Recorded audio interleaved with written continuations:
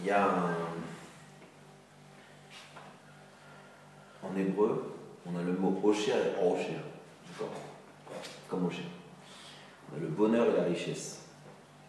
En général, c'est des choses qu'on souhaite, tous. Un homme sur cette terre, il n'est pas fait pour se prendre des coups, manger des cafards et dormir 1 heure par jour. Un homme, il cherche le bonheur et la richesse. C'est normal. Et même dans la Torah, c'est normal. C'est-à-dire qu'un homme de Torah, il doit aussi rechercher ces deux notions. Il doit aussi rechercher le bonheur et la richesse. Le problème, c'est que, qu'est-ce que tu mets dans cette définition? Qu'est-ce que c'est pour toi être heureux, le bonheur, et c'est quoi la richesse?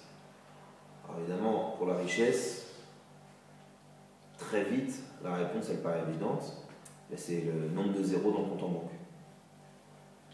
Qu'est-ce que tu veux me donner comme autre réponse? Oui, mais Osher, avec un Aïn, la richesse, ça vient de la vision, de l'œil. Il y a des gens, ils paraissent riches. Pourquoi? Ils ont une attitude de riche. Ils sont heureux, ils prennent leur temps, ils mangent bien, ils prennent le temps de parler, ils profitent des choses. Tu les vois arriver, dans n'importe quelle situation tu les vois arriver, tu dis, ce mec-là, il brille la richesse.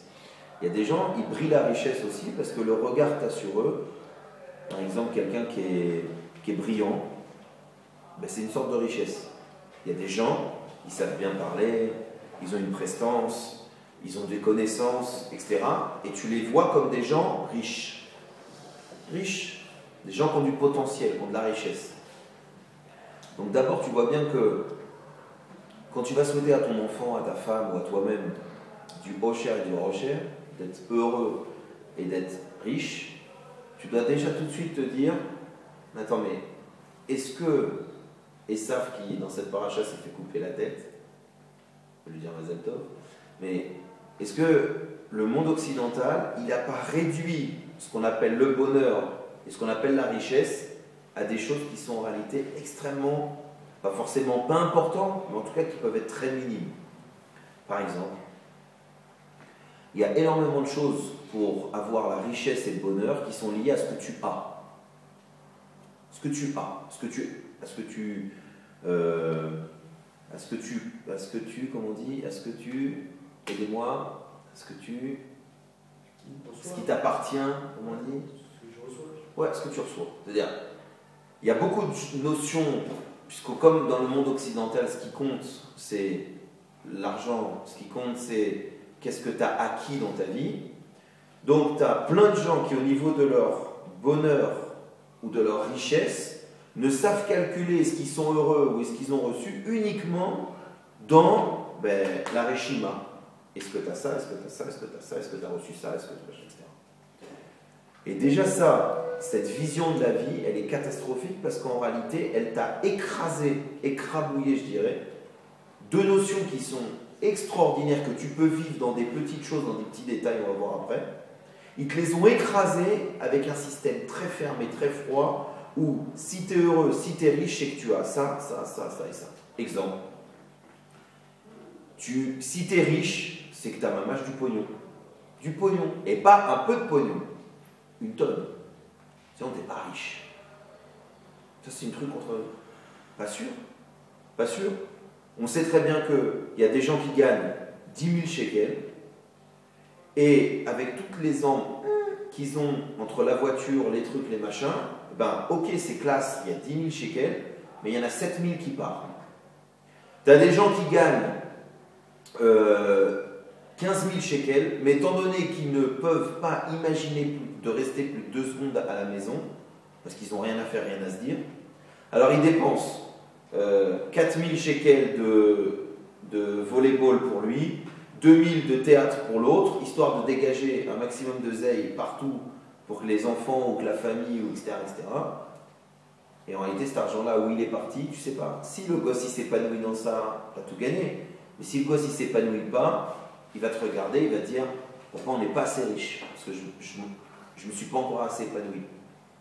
Donc vous voyez que ce qu'on appelle le bonheur et la richesse, ça dépend énormément de la conception de qu'est-ce qu'on met dans cette chose-là.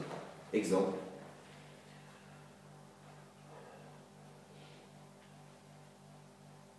dit être heureux. On ne dit pas avoir heureux. Parce que être heureux, c'est une conception avant tout. Quelqu'un qui comprend que être heureux, ça se passe d'abord ici et là. Alors évidemment, après, tu peux être heureux d'être sorti vivant d'un accident. Mais ça ne s'appelle pas la belle vie. On est d'accord. Mais malgré tout, tu vois bien que être heureux, c'est une façon que tu as de te positionner par rapport à des événements, par rapport à une situation. La Torah, elle te dit, si tu veux être heureux, sois heureux de ce que tu as. Alors c'est quoi? C'est un chélek. C'est-à-dire quoi un chélek? C'est une partie. C'est sûr, si tu as fixé ton bonheur sur la beauté, toute ta vie tu as fixé le fait d'être heureux sur ta beauté, alors d'abord, quand tu passes la phase d'adolescent un peu boutonneux, tu es frustré, énervé, tu n'as pas d'amis, tu détestes les gens. Quand tu commences à te relever, tu t'es gonflé un peu les pecs, ça va un peu mieux dans ta tête, tu as une petite mèche et puis tu as ta première fille qui te regarde, tu commences à rouler des mécaniques. Mais le jour où tu es malade, surtout venez pas me parler.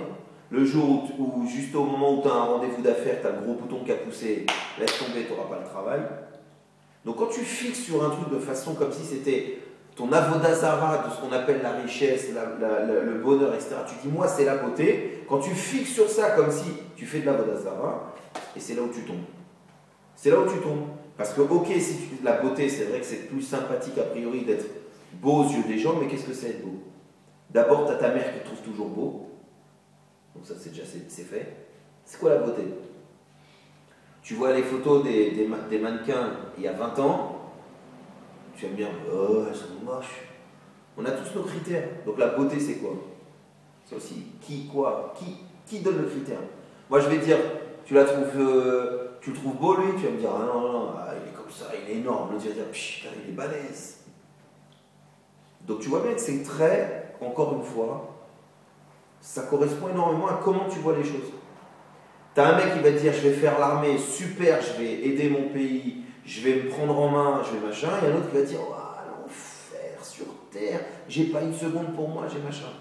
Tu as un mec qui va utiliser le sommeil pour se réveiller comme un lion, et un autre qui va utiliser le sommeil pour jamais vivre. Donc on voit bien que, et ça c'est important, c'est pour ça que je voulais vous dire, la notion de bonheur et de richesse, elle dépend énormément de ce que vous allez mettre dans votre tête et ce que vous allez mettre dans votre cœur comme repère. Et là, évidemment, je vous invite, mais je ne vais pas vous faire le travail, je vous invite à réfléchir sérieusement et à vous dire, si je veux vraiment être heureux, et si je veux vraiment être riche, sur quoi je mets mes critères? Si je mets sur l'argent, à Tkama, je vais pouvoir être heureux. Si je mets sur la drogue, à Tkama, je vais me détruire. Et donc, vérifiez bien quels sont vos repères de qu'est-ce qui me rend heureux, quels sont vos repères de qu'est-ce qui me rend riche. Et si vous choisissez les bons repères, alors ça vous permet à 10 ans, 11 ans, 12 ans, 13 ans, 14 ans, 30 ans, 50 ans, 80 ans d'être heureux et de se sentir riche. Et ça, c'est la clé du bonheur. Que vous trouviez vos repères qui vous permettent, dans la situation dans laquelle vous êtes, de vous sentir riche et de vous sentir heureux. Je vous le souhaite.